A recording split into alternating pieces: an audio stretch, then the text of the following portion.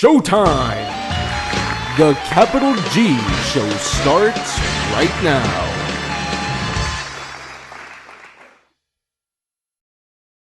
What's up YouTube, Capital G here. So today I have a very interesting story to tell. One of an archetype that has essentially faded into irrelevance, but in its prime commanded reverence from the community and had arguably the most dominant run in Yu-Gi-Oh history. I'm here to tell you guys the story of the Gladiator beasts, their rise to tier 0 status, and the ascension of the Roman Empire. Yeah, not that Roman Empire, a completely different one.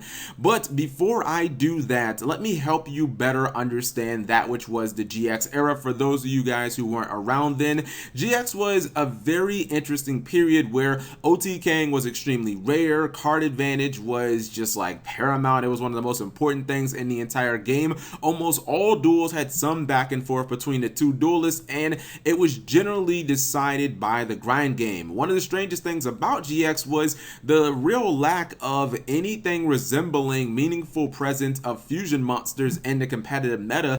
Now, it was pretty clear from the anime and the archetypes, also the cover cards on the booster sets, Konami wanted people to use the fusion mechanic, but it rarely actually happened in competitive play. The GX era was largely dominated by the same archetypes that they played on the TV show, just in different ways. Elemental heroes, destiny heroes, they saw a lot of competitive play just without any sight of the fusions. Machines also had their time in the sun, but the best versions kind of revolved around Card Trooper, Cyber Phoenix's ability to stop things like brain control, and the deck could easily win without even looking at its extra deck. You also had the big players in the game like Monarchs and Dark World, but obviously even to today, those are not decks that are predicated on fusion. I don't even think they have fusion monsters. So it's early 2008 and we are knee deep in the dad return format, and after winning back-to-back Shonen Jump championships, its tier 0 status is basically cemented and it is unquestioned the best deck in the current metagame. Then one of the most shocking things of the entire year happened. Team Overdose's Paul Leviton took Gladiator Beast to Shonen Jump Minneapolis, and he actually ended up winning the damn thing. This was beyond unbelievable. Believe me when I say that, probably even more so than YouTube's own John Moore's stunning win at YCS Houston with Six Samurai over Dad Return and its Shonen Jump debut. The difference was, while no one expected that to happen either, Six Samurai at least had a couple of Shonen Jump top 8s under their belt, and the community at least had a decent level of respect to the deck. Glad's was a completely different story, and a lot of people thought that the archetype was just a joke. The monsters generally had underwhelming stats, the tag out mechanic was considered fairly risky, and a lot of people were actually just kind of pissed that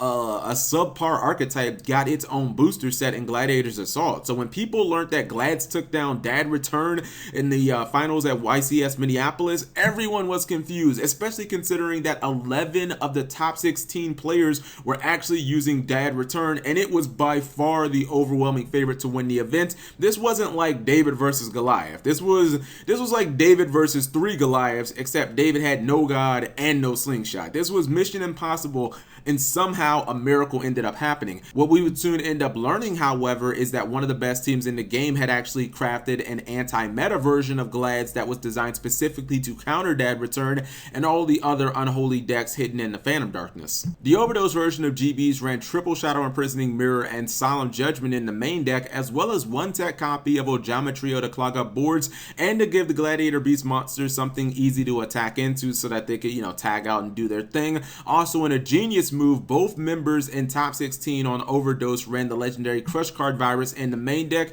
Now, I know some of you guys might be thinking, wait a minute, Glads don't have any targets for Crush Card. This is clearly madness. This is not madness, my friend. This is Glad Beast!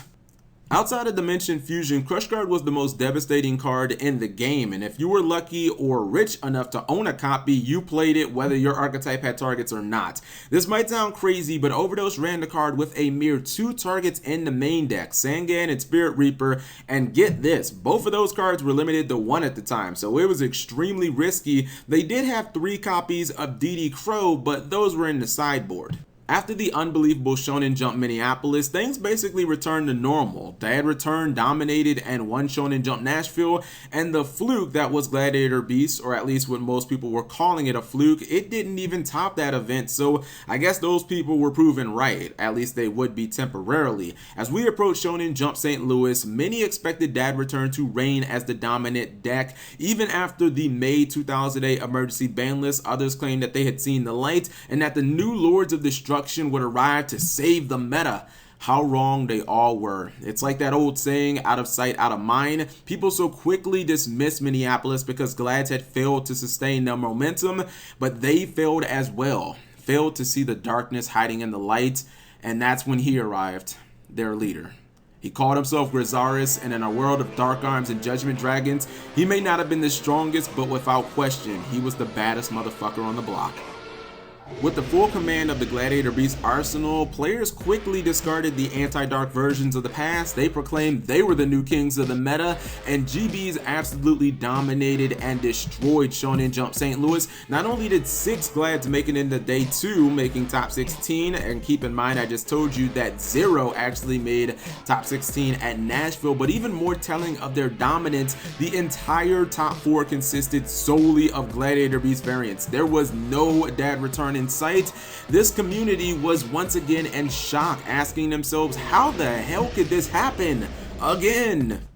Well, the answer was simple, and it wasn't just the explosive potency of Grizaris. The truth was, Dark Arm just couldn't survive the cold. Cold Wave was a card that absolutely destroyed Dad return, and every single Gladiator Beast player knew it. They could lock out the draw potential of Dad, shut the deck down much faster than Shadow Imprisoning Mirror could, and at the same time they wouldn't have to worry about hindering their own board-crushing Grizaris plays. But the thing was, Shonen Jump St. Louis was simply the first domino to fall. Players scrambled to find answers for Glads, but there just weren't any. Next up, they would win the US National Championship, Canadian Nationals, Euros 2008, the 2008 World Championship, as well as 5 more additional Shonen Jumps in a row. Keep in mind, this actually included Shonen Jump Baltimore, which saw the birth of Teledad. I would argue that this is easily the most impressive stretch that any Yu-Gi-Oh deck has ever had, and even though Teledad would ultimately go on to surpass Gladiator Beast at the next Shonen Jump Tulsa, that definitely doesn't take away from its legacy, doesn't diminish it in any way. So there you guys have it, the story of the Gladiator Beast archetype in its prime, and its incredibly shocking and improbable kind of rise to tier 0 status. I still to this day can't believe that happened, because when Gladiator's Assault came out, most people thought that Glads were kind of like a tier 3 deck at best, and you know, ends up being this dominant deck that wins like 11 major events in a row. It's just, you honestly can't even make this up. It was also kind of the first deck that was completely based around fusion summoning that dominated the game, and a lot of it had to do with just the contact fusion and you know, how far ahead of the game that mechanic actually was. So you guys let me know what you think. I will do more Yu-Gi-Oh stories in the future. I kind of want to make this a series on this channel, much like the Yu-Gi-Oh hierarchy or the YCS recap series. Anyways, whatever you guys think, leave it in the comment section below. Thank you guys for watching as always, and subscribe if you have not already.